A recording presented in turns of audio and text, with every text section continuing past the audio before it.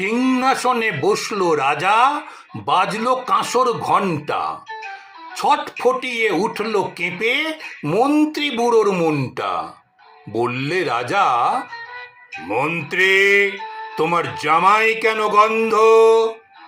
মন্ত্রী বলে, এসেন্স দিছি, গন্ধ তো নাই মন্দ। রাজা বলেন, মন্দ ভালো দেখুক শোকে বদ্যি। বদ্যি বলে, আমার নাকে বেজায় হলো সর্দি। রাজা হাঁকেন, বোলাও তবে রামনারায়ণ পাত্র।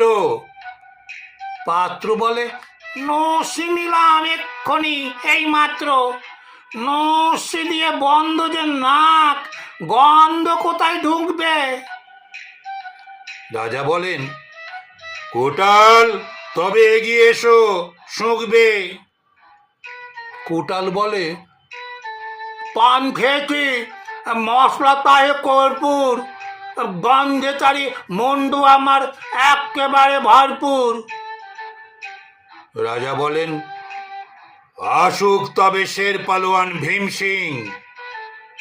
ভীম বলে, আজ করছে আমার সমস্ত গা ঝিমঝিম, রাত্রে আমার বোখার হলো, বলছি হুজুর ঠিক বাত। বলেই শুলো রাজসভাতে চক্ষু বুঁজে চিৎপাত। রাজার শালা চন্দ্রকেতু, তারই ধরে শেষটা। বলল রাজা, তুমি না হয় করো না ভাই চেষ্টা।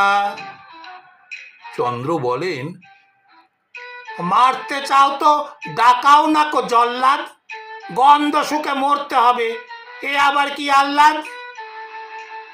ছিল হাজির বৃদ্ধ নাজির, বয়সটি তার 90। ভাবল মনে, ভয় কেন আর, একদিন তো মরবই। সাহস করে বললে বুড়ো, মিথ্যে সবাই বকছিস, শুঁকতে পারি হুকুম পেলে, এবং পেলে বকছিস। রাজা বলেন, 1000 টাকা ইনাম পাবে সদ্য। তাই না শুনে উৎসাহেতে উঠল বুড়ো মদ্য। জামার পরে নাক ঠেকিয়ে শুঁকল কত গন্ধ, রইল অটল, দেখল লোকে বিস্ময় বাগ বন্ধ। রাজ্য হলো জয় জয়কার, বাজলো কাঁসর ঢক্কা। বাপরে কি তেজ বুড়োর হাড়ে, পায় না সে যে অক্কা।